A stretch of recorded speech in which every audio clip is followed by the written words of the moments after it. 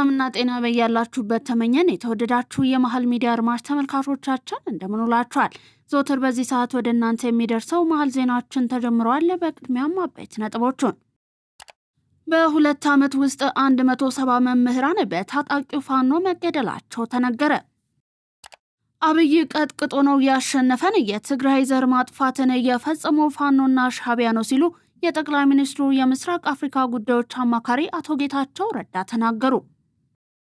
በአዲስ አበባ በአዋሬ ኦቪድ ኮንዶሚኒየም የተከሰተው አስደንጋጭ ክስተት ምንድን ነው? ዝርዝሩን የምንመለከት ይሆናል። አብራችሁን ቆዩ። ግብጽ የናይል ተፋሰስ ሀገራትን አስጠነቀቀች። በ2025 ወደ ስፔን ለመሻገር ሲሞክሩ የሞቱ ስደተኞች ቁጥር ከ3000 በላይ መድረሱ ተገለጸ። ሌላኛው ከውጭ የምንመለከተው ርዕሰ ጉዳያችን ነው። በእንግሊዝ ፕሪሚየር ሊግ የ19ኛ ሳምንት መርሃ ግብር ዛሬ ምሽት 6 ጨዋታዎች ይደረጋሉ። በስፖርት ዘገባችን የምንዳስሰው ይሆናል። እዚህንና ቀሪ መረጃዎችን ይዘንላችሁ ቀርበናል። እስከ ፍጻሜው አብሮነታችሁ አይለየን። ከመሸጋገሪያ በኋላ እንመለሳለን።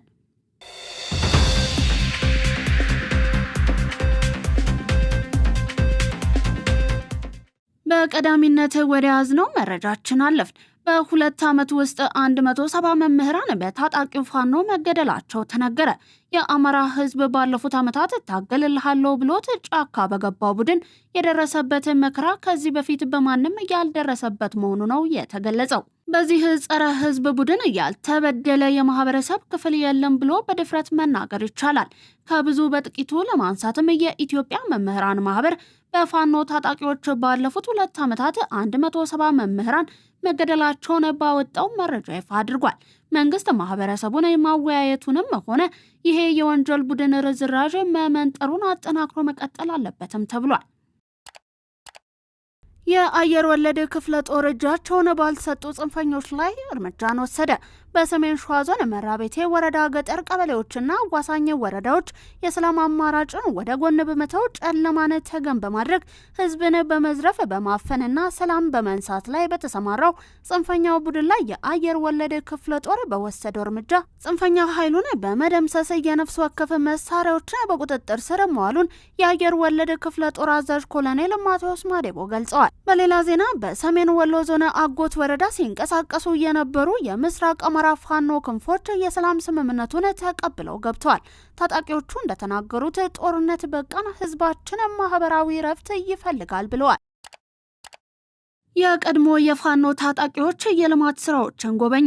በማዕከላዊ ጎንደር ዞን ጎንደር ዙሪያ ወረዳ የሰላም ጥሪውን የተቀበሉ ታጣቂዎች በዛሬው ዕለት በጎንደር ከተማ እየተከናወኑ ያሉ የልማት ስራዎችን ጎብኝተዋል። ታጣቂዎቹ በጉብኝታቸው መንግስት ህግ ከማስከበሩ ጎን ለጎን እየሰራቸውን የልማት ተግባራትን አድንቋል።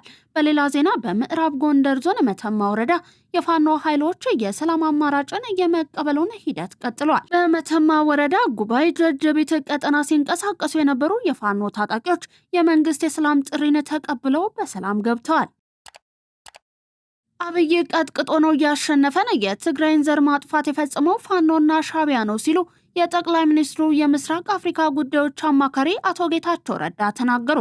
ፋኖ ከፌዴራል መንግስት ጋር ግጭት የገባው የፕሪቶሪያው ስምምነት ተፈረመ ብሎ ነው፣ ሌላ ጥያቄ የለውም ብለዋል። ሙሉ ሀሳባቸው እንደሚከተለው ይቀርባል። ተፈናቃዮች እንዳይመለሱ አግቶ የያዘው ህወሓት ነው። ህወሓት ተፈናቃዮችን አግቶ እያስራበ ነው። ፋኖ ጋሸና ደረሰ ብሎ መንግስት የሚፈርስ የሚመስለው ብዙ ሰው አለ። ልጅ ሆኜ እልህኛ ነበርኩኝ፣ ሰውም ልምታ ካለኝ ጭቅጭቅ ውስጥ ገብቼ ስስብልት ካገኘው ምናምን እልና፣ ግን አንዳንድ ጊዜ ማሰብ አለብህ። መጀመሪያ ዙር ትሞክርና ከቀጠቀጠ ትመክራለህ። ከዚያ የሆነ ሰዓት ላይ ገላጋይ ቢመጣ ጥሩ ነው። ነገር ግን እየወደክ እየተነሳ አሁንም ካልጣልኩት የምትል ከሆነ ስህተት ነው፣ አእምሮ የለህም ማለት ነው በማለት ቲፒኤልኤፍን ወርፈዋል። ባለፈው ጦርነት የቲፒኤልኤፍ አመራሮች አዲስ አበባ እንገባለን በሚል ቅዠት ነው ጦርነት የገባ ነው። አሁንም የህወሓት አመራሮች አዲስ አበባ እንገባለን በሚል ጦርነት ለማስነሳት እየቆሰቆሱ ነው። አይቻልም፣ አዲስ አበባ በባቡር መምጣት ይችላሉ እንጂ በጦርነት ግን አይሆንም በማለት የጠቅላይ ሚኒስትሩ የምስራቅ አፍሪካ ጉዳዮች አማካሪ አቶ ጌታቸው ረዳ በኤንቢሲ ኢትዮጵያ ጣቢያ ጋር በነበራቸው ቆይታ ተናግረዋል። ጨምረውም አቶ ጌታቸው ረዳ የሰሜኑ ጦርነት ከመጀመሩ በፊት ጠቅላይ ሚኒስትሩ ግጭት ውስጥ ከገባን ሻዕቢያ ይጠቀምብናል፣ ላስቆመው አልችልም፣ ልዩነታችንን አቻችለን ብንሰራ ነው የሚያዋጣን ብለውን ነበር። በሰዓቱ ግን ማንም የተቀበላቸው አመራር አልነበረም በማለት የምስክርነት ቃል የሚመስል ከወትሮ የተለየ መልእክትን አስተላልፏል። ሌላኛው ደግሞ የትግራይን ጄኖሳይድ የፈጸመው ፋኖና ሻዕቢያ ነው። ትግራይ ውስጥ እኮ ያልገባ የለም እድል ገጠመኝ እያለ ማንኛውም የግል ሽፍታ የነበረ ሳይቀር ነው ትግራይ ላይ የተረባረበው በማለት የምስክርነት ቃላቸውን ሰጥተዋል። በአዲስ አበባ በአዋሬ ኦቪድ ኮንዶሚኒየም የተከሰተው አስደንጋጭ ክስተት ምንድን ነው?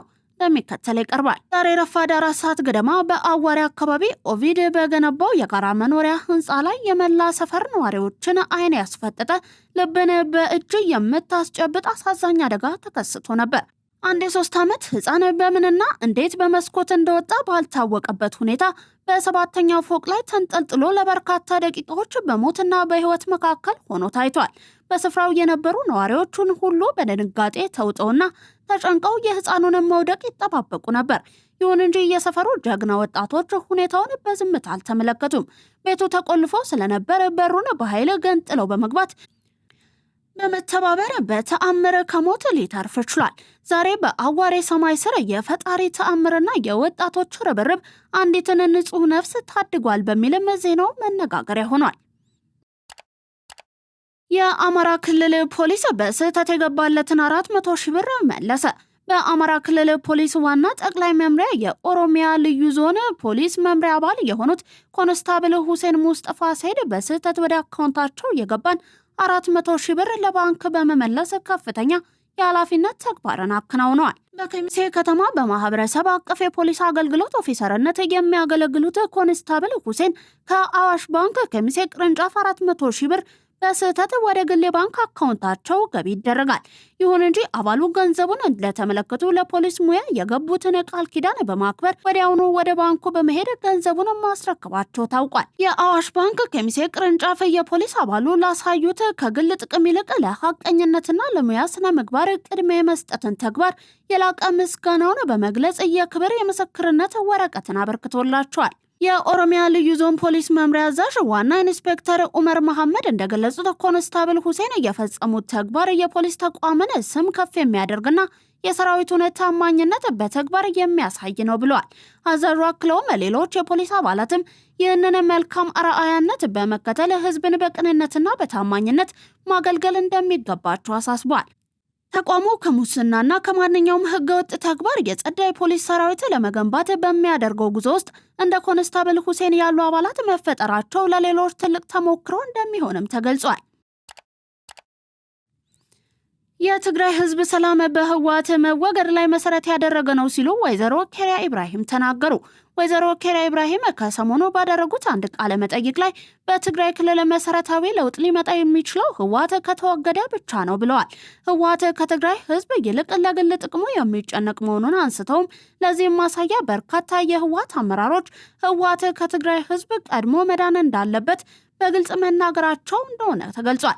የትግራይ ህዝብ ህወሓትን አልፈልግም ቢል ህወሓት የሙጥኝ ብሎ ህዝቡን የፖለቲካ መጠቀሚያ አድርጎታል። ለዚህም ነው የትግራይ ህዝብ በጋራ በመቆም ህወሓትን ሊያስወግድ የሚገባው ብለዋል። በአማራ ክልል የባህል ፍርድ ቤቶችን የሚያቋቁም አዋጅ ጸድቆ ስራቸውን በዛሬው ዕለት በይፋ ማስጀመራቸውን የአማራ ክልል ጠቅላይ ፍርድ ቤት አበሰረ።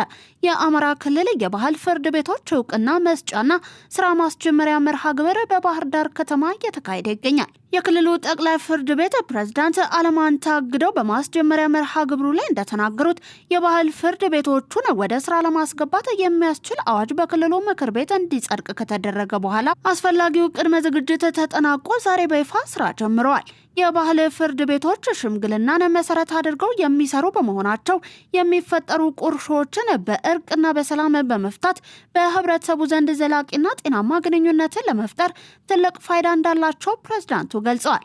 ስራው በክልሉ በሚገኙ ከ4000 በላይ ቀበሌዎች እንደሚጀመርም አብራርተዋል። በአሁኑ ወቅት በክልሉ 15 የባህላዊ ግጭት መፍቻ ስርዓቶች ተለይተው እውቅና የተሰጣቸው ሲሆን በቀጣይም ሌሎች የግጭት መፍቻ አይነቶች ጥናት እየተደረገባቸውና እውቅና ሊሰጣቸው እንደሚችል አለማንተ ተናግረዋል። ክርስቲያን ታደለን ጨምሮ በእስር ላይ ያሉ ሰዎች በይቅርታ ሊፈቱ ነው በሚል እየተሰራጨ ያለው መረጃ ሐሰተኛ ነው ሲሉ ጠበቃቸው ተናገሩ። ፖለቲከኞችና የማህበረሰብ አንቂዎችን ጨምሮ ጋዜጠኞች እንዲሁም ሌሎች በአማራ ክልል በተቀሰቀሰው በትጥቅ የታገዘ ግጭት ጋር በተገናኘ በእስር ላይ የሚገኙት ግለሰቦች ከእስር ሊፈቱ ነው መባሉን የነ ክርስቲያን ጠበቃ ሰለሞን ገዛኸኝ ሐሰተኛ ነው ሲሉ ውድቅ አድርገውታል። እየተሰራጨ በሚገኘው መረጃ ይፈታሉ ከተባሉት መካከልም የህዝብ ተወካዮች ምክር ቤት አባሉ ክርስቲያን ታደለ የሚገኙበት ሲሆን ከመጪው ገና በዓል በፊት ከእስር እንደሚፈቱ እንደሚጠበቅ በማህበራዊ መገናኛ ዘዴዎች እየተሰራጩ የሚገኙ መረጃዎች ይጠቁማሉ። በእርግጥ መንግስት ከዚህ ቀደም በ2014 የገና በዓል እንደ እስክንድር ነጋ፣ ጀዋር መሐመድ፣ ስብሐት ነጋ ያሉትን ጨምሮ ሌሎችንም ፖለቲከኞች በተመሳሳይ በበዓሉ ዕለት እንደለቀቃቸው ይታወሳል። ጠበቃ ሰለሞን ሐሰተኛ ናቸው ያሏቸው መረጃዎች ግን በመጀመሪያ ዙር ከእስር ይፈታሉ ተብሎ ከሚጠበቁት መካከል ዮሐንስ ቧያለው፣ ጋዜጠኛ ዳዊት በጋሻው፣ ክርስቲያን ታደለ፣ ሲሳይ አጉቾ፣ ቴዎድሮስ ኃይለማርያም፣ ወንዶሰነ አሰፋ፣ መስከረም አበራ፣ ጫኔ ከበደ እንዲሁም ካሳ ተሻገር እንደሚገኙበት ተመላክቷል። በሌላ በኩል የፌዴራል ጠቅላይ ፍርድ ቤት በእነ ዮሐንስ ቧያለው መዝገብ በክርስቲያን ታደለ ላይ ከመጋረጃ ጀርባ የቀረበውን ምስክር ተከትሎ በአቃቢ ሕግ ባቀረበው ሰነድ ላይ አስተያየት ለመስጠት ለጥር 8 ተለዋጭ ቀጠሮ መስጠቱ ይታወሳል። ግብጽ በታንዛኒያ የገነባችው ግድብ የትብብር ማሳያ ሳይሆን የናይል ተፋሰስ ሀገራትን የመከፋፈል ዘዴ መሆኑን የቀድሞ የታላቁ የኢትዮጵያ ህዳሴ ግድብ ተደራዳሪ ቡድን አባልና የውሃ ሀብት ተመራማሪ ፈቅ አህመድ ነጋሽ ገለጹ። የግብጽ የውጭ ጉዳይ ሚኒስትር የታንዛኒያው ጁሊየስ ኔሬሬ የኃይል ማመንጫ ግድብን የናይል ተፋሰስ ሀገራት የትብብር ምሳሌ አድርገው ማንሳታቸውን ተከትሎ ተመራማሪው ለጋዜጣ ፕላስ አስተያየታቸውን ሰጥተዋል።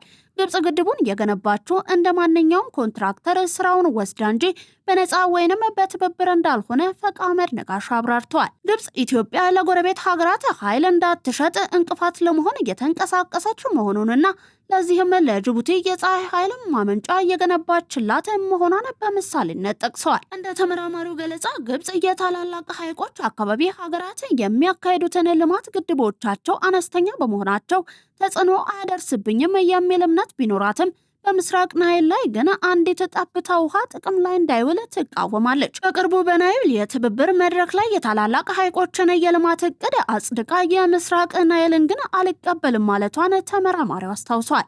ግብጽ የምታደርገው እንቅስቃሴ የላይኛው ተፋሰስ ሀገራትን ድጋፍ ለማግኘት ያለመ ቢሆንም ውሃውን በተመለከተ ያላት ተቀባይነት ግን ከጊዜ ወደ ጊዜ የቀነሰ መምጣቱን ተመራማሪው ፈቅ አህመድ ነጋሽ አክለው ገልጸዋል። የኢትዮጵያ ብሔራዊ ጥቅምን ለማስጠበቅ የጋራ አቋም ሊኖር እንደሚገባ የውጭ ጉዳይ ሚኒስትር ዶክተር ጌዲዮን ጢሞቴዎስ ገለጹ። ስድስተኛው የሕዝብ ተወካዮች ምክር ቤት 5ኛ ዓመት የስራ ዘመን 6ኛ መደበኛ ስብሰባን አካሂዷል። በዚህም የውጭ ጉዳይ ሚኒስትር ዶክተር ጌዲዮን ጢሞቴዎስ ከምክር ቤት አባላት ለቀረቡላቸው ጥያቄዎች ምላሽን ሰጥተዋል። በቀይ ባህር ጉዳይ ላይ የኢትዮጵያን አቋምና ፍላጎት እንዲሁም ጥያቄው ተገቢና ፍትሐዊ መሆኑን ለዓለም አቀፍ ማህበረሰብ ማስገንዘብ መቻሉን አስታውቀዋል። ኢትዮጵያ የባህር በር ለማግኘት የጀመረችውን ጉዞ ይሳካ ዘንድ የሁሉም ርብርብ የሚጠይቅ ጉዳይ መሆኑንም ተናግሯል። ይህ ወደብ የማግኘት ጉዳይ የመንግስት ወይንም የአንድ ፓርቲ ጉዳይ ባለመሆኑ ያሉንን ልዩነቶች ወደ ጎን በመተው ብሔራዊ ጥቅማችንን ማስጠበቅ ይገባል ብለዋል። ኢትዮጵያ ከጎረቤት ሀገራት ጋር ስላላት ዲፕሎማሲያዊ ግንኙነት በተመለከተ ከምክር ቤት አባላት ለቀረቡላቸው ጥያቄ ምላሽ የሰጡት ሚኒስትሩ ኢትዮጵያ ከአብዛኞቹ የቀጠናው ሀገራት መልካም የሚባል በጋራ ተጠቃሚነት ላይ የተመሰረተ ግንኙነት እንዳላት አብራርተዋል። የተወደዳችሁ የመሃል ሚዲያ አድማጭ ተመልካቾቻችን እያደመጣችሁ የምትገኙት ከመሃል ሚዲያ ወደ እናንተ እየደረሰ የሚገኘውን የዕለተ ማክሰኞ ቀን መረጃችንን ነው። ከውጭ ያዝናችሁ አለፍን። ግብጽ የናይል ተፋሰስ ሀገራትን አስጠነቀቀች። የግብጽ ውጭ ጉዳይ ሚኒስትር ባደር አብድላቲ ግብጽ በናይል ወንዝ አጠቃቀም ላይ ሊታለፉ የማይችሉ ቀይ መስመሮች አሏት በማለት ትላንት ለአንድ የሀገራቸው ቴሌቪዥን ጣቢያ በሰጡት ቃል የናይል ተፋሰስ ሀገራትን አስጠንቅቋል። አብደላቲ አንዱ የግብጽ ቀይ መስመር ከድርሿ አንድም ጠብታ ውሃ አለማስወገድ መሆኑን ጠቅሷል። ግብጽ ቀይ መስመሮቿን የማለፍ ሙከራ ካየች ፈጣን እርምጃ ትወስዳለች በማለት አብደላቲ አስጠንቅቀዋል። ሚኒስትሩ በናይል ወንዝ ላይ ከእንግዲህ ከግብጽ እውቅና ውጪ ማንም የተፋሰሱ ሀገራት ግድብ እንዳይገነቡ ጭምርም አሳስበዋል። በተለይ የኢትዮጵያ ታላቁ የህዳሴ ግድብ ከተመረቀ ወዲህ የግብጽ ባለስልጣናት በግድቡ አስተዳደርና በአጠቃላይ በወንዙ ውሃ አጠቃቀም ላይ ያነጣጠሩ ተከታታይ ማስጠንቀቂያዎችን በማውጣት ላይ ናቸው። በ2025 ወደ ስፔን ለመሻገር ሲሞክሩ የሞቱ ስደተኞች ቁጥር ከ3000 በላይ መድረሱ ተገለጸ። በፈረንጆቹ 2025 አንድ ዓመት ውስጥ ወደ ስፔን በባህር ለመሻገር በሞከሩ ስደተኞች ላይ የደረሰው አደጋ አሳሳቢ መሆኑ ተገልጿል። አዳዲስ የወጡ መረጃዎች እንደሚያሳዩት ከሆነም ባለፈው አንድ ዓመት ብቻ ከ3000 በላይ ስደተኞች በባህር ላይ ሕይወታቸውን አጥተዋል። ካሚናንዶ ፍሮንቴራስ የተሰኘው መንግስታዊ ያልሆነ ድርጅት ባወጣው ሪፖርት መሰረትም ከጥር እስከ ታህሳስ አጋማሽ 2025 ድረስ ባለው ጊዜ ውስጥ 3090 ሰዎች በባህር ላይ ሰጥመው መሞታቸው ተገልጿል። አሜሪካ ለተባበሩት መንግስታት ድርጅት የምትሰጠውን የሰብአዊ ድጋፍ ወደ $2 ቢሊዮን ዝቅ አደረገች። የአሜሪካ መንግስት ለተባበሩት መንግስታት ድርጅት ሲሰጠው የነበረውን የሰብአዊ ድጋፍ በከፍተኛ መጠን በመቀነስ ወደ $2 ቢሊዮን ዝቅ ማድረጉን አስታውቋል። የፕሬዝዳንት ዶናልድ ትራምፕ አስተዳደር አሜሪካ ትቅደም የሚለውን ፖሊሲያቸውን መሰረት በማድረግ ለውጭ ሀገራት የሚሰጠውን እርዳታ ለመቀነስ በወሰዱት እርምጃ ቀደም ሲል እስከ $17 ቢሊዮን ይደርስ የነበረውን ድጋፍ ወደ $2 ቢሊዮን ዝቅ እንዲል አድርገዋል። ይህ የተመደበው በጀት በ17 ሀገራት ለሚከናወኑ የሰብአዊ ተግባራት የሚውል ሲሆን አስቸኳይ ድጋፍ የሚሹትን ፍልስጤማውያንንና በታሊባን የምትመራው አፍጋኒስታን ግን ከዚህ ድጋፍ ውጪ እንዲሆኑ ተደርጓል። የአሜሪካ ውሳኔ ተመድ በመላው ዓለም ሊያከናውናቸው ያቀዳቸውን የሰብአዊ ድጋፍ ስራዎች በእጅጉ የሚፈትን ሲሆን ድርጅቱ ከ3 ሳምንታት በፊት ለሰብአዊ ስራዎች ከሚያስፈልገው $47 ቢሊዮን ውስጥ ግማሽ ያህሉን ወይንም $23 ቢሊዮን ዓለም አቀፍ ድጋፍን ጠይቆ ነበር። አሁን ባጋጠመው ከባድ የገንዘብ እጥረት ምክንያትም ተመድ አንዳንድ ፕሮግራሞቹን ሊቀንስ እንደሚችል አስጠንቅቋል። ባለፈው ሐምሌ ወር የተመድ የፍልሰተኞች ከፍተኛ ኮሚሽነር ከ11 ሚሊዮን በላይ ፍልሰተኞችን ሰብአዊ ድጋፍ ሊቋረጥባቸው እንደሚችል መግለጻቸውም ይታወሳል። ከአሜሪካ በተጨማሪ ጀርመንን ጨምሮ ሌሎች የአውሮፓ ሀገራትም ለሰብአዊ ድጋፍ የሚመድቡትን በጀት እየቀነሱ መሆኑን የተገኘው መረጃ ያመለክታል። በመጨረሻም ዜና ስፖርት። በእንግሊዝ ፕሪሚየር ሊግ የ19ኛ ሳምንት መርሃ ግብር ዛሬ ምሽት 6 ጨዋታዎች ይደረጋሉ።